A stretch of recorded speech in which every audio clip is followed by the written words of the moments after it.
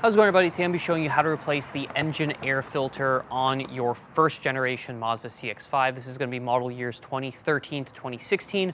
Should be a very similar process for the second gen as well, but again, this is the specific process for the first generation cars. In order to do this job, we're obviously going to need an engine air filter. As seen here, this is a Fram one. I'll put links in the description down below for the specific model that I use, as well as any tools that I use during this job. So let's go ahead and head over to the driveway and get this simple DIY job done.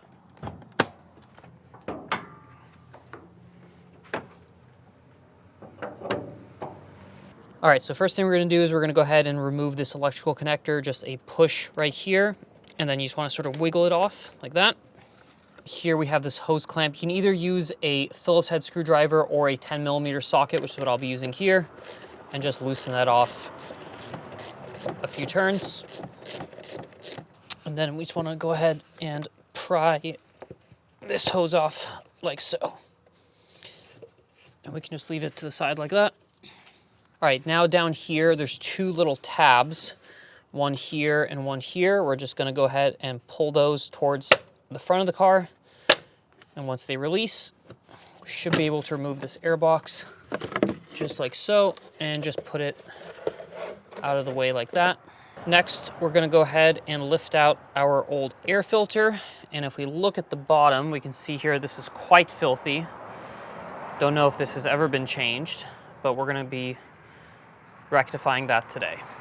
All right, so now we're gonna go ahead and get our new air filter, and we're gonna go ahead and put it in the air box. Now, this side, this raised side goes down, and the flat side obviously is facing up. Just go ahead and wiggle that in there. Now to reinsert, you'll notice here there's these three tabs at the bottom here.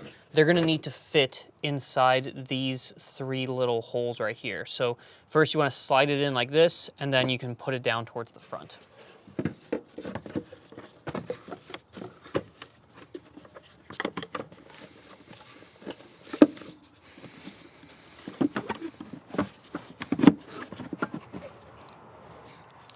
All right, once that's in place, we can go ahead and close these tabs on the front here. 1 and 2.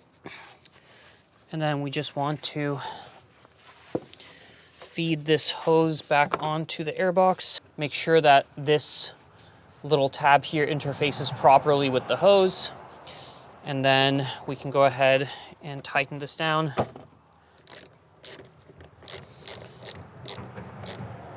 Doesn't need to be on super tight, just tight enough that it's not coming loose. Just like that. Then let's not forget to reattach this electrical connector. Just go ahead and slide it on until it clicks into place like so, and we are done.